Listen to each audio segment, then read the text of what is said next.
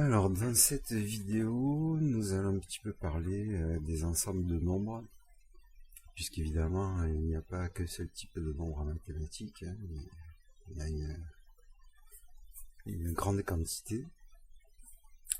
Et donc, on va imaginer, pour commencer, qu'on a un genre de sac, on va dire un grand sac, dans lequel on met tous les entiers naturels. Bon, c'est un très très très grand sac, puisqu'évidemment, des entiers naturels, il y en a une infinité. Et puis on va imaginer qu'il y a un autre sac dans lequel on met tous les nombres décimaux. Et déjà, avec ce dessin, on voit que ce ne sont pas deux sacs dissociés l'un de l'autre, mais qu'au contraire, le sac rouge est à l'intérieur du sac vert.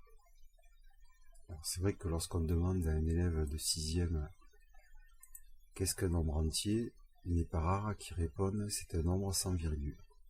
Ce qui bien sûr est faux, puisque on a vu dans la première leçon de l'année que 15 peut tout à fait être écrit avec une virgule, c'est 15,0. C'est le cas de tous les nombres entiers. De la même manière, quand on demande aux élèves de 6e qu'est-ce que c'est qu'un nombre décimal, en général ils répondent c'est un nombre avec une virgule.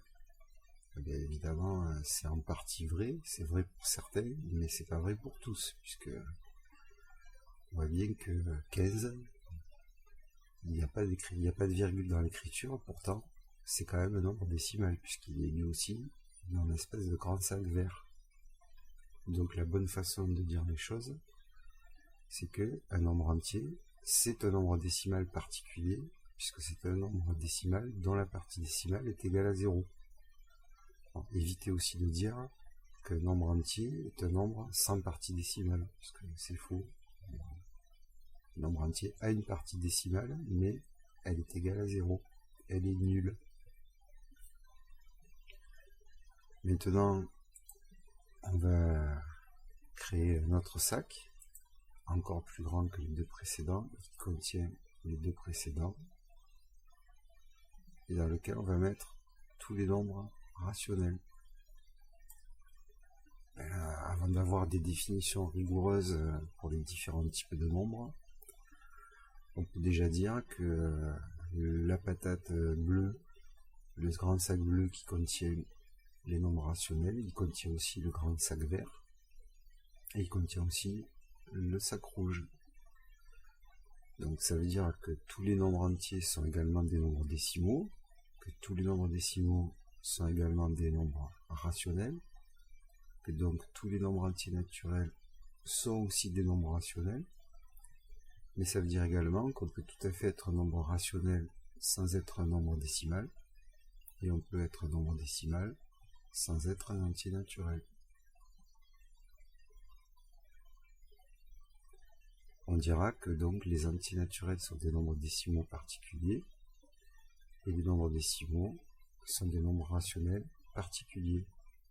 Alors, on a également vu dans la leçon sur les nombres décimaux que tout nombre décimal a une écriture sous la forme d'une fraction décimale. Par exemple, 59,4.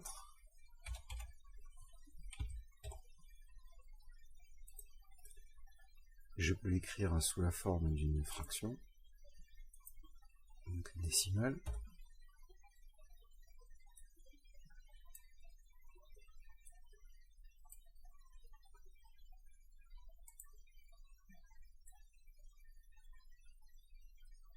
On va revoir la méthode dans la première leçon.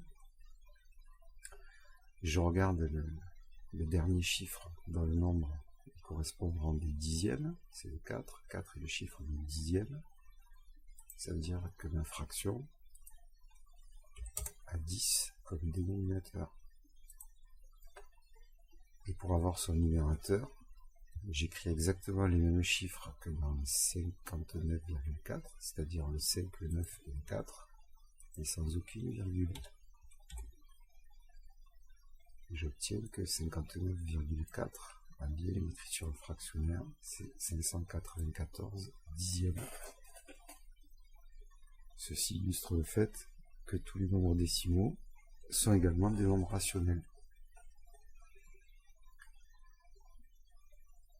Comme vous pourrez le voir dans un autre tuto, ça ne veut pas dire que toutes les fractions ont une écriture décimale. On a même vu que c'est le contraire, c'est-à-dire il y a énormément de nombres fractionnaires, donc de nombres rationnels, qui n'ont pas d'écriture décimale.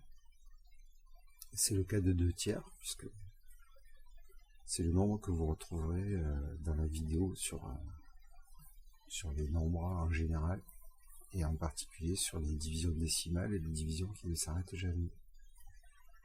En fait, si on voulait écrire 2 tiers sous la forme d'un nombre décimal, il faudrait une infinité de chiffres après la virgule. Ça, dans un nombre décimal, ce n'est pas possible, il faut qu'il y ait un nombre fini de chiffres après la virgule. On en fait une autre patate encore plus grosse qui englobe toutes les autres. Une espèce d'immense sac.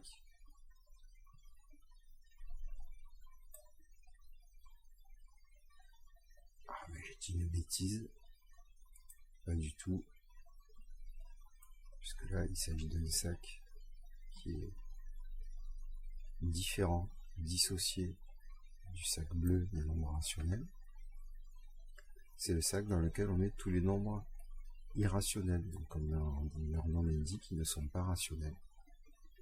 Et vous verrez donc plus tard, au lycée, que si on imagine un immense sac qui contient le sac des rationnels et le sac des irrationnels, on appellera ça l'ensemble des nombres réels. Et il y a encore d'autres sacs autour, notamment ce qu'on appelle les nombres complexes. Alors c'est ce qui est extraordinaire avec les mathématiques, c'est qu'on invente des notions abstraites, et après on en a des applications technologiques importantes. Par exemple, pour les nombres complexes, on ne fait absolument pas d'électronique sans nombres complexes. C'est-à-dire que sans les nombres complexes, il n'y a pas d'ordinateur, il n'y a pas de smartphone, il n'y a aucun outil électronique. Revenons un petit peu sur le sac des nombres irrationnels. Donc, pour l'instant, vous connaissez que pi, et en 4e, vous en découvrirez d'autres, comme par exemple la racine carrée de 2, qui est aussi dans le sac violet. Et donc, ce qu'il faut bien comprendre, c'est que pi et les nombres irrationnels en général ne peuvent pas être écrits sous la forme d'un nombre décimal, ni sous la forme encore moins d'un nombre entier, ni même sous la forme d'une fraction. Donc souvent, là aussi, quand au 6e, on leur demande qu'est-ce que c'est que pi, ils répondent c'est 3/14. Mais non, pi n'est pas égal à 3/14. 3,14, c'est une valeur approchée de pi. Tout comme 0,66 était une valeur approchée de 2 tiers.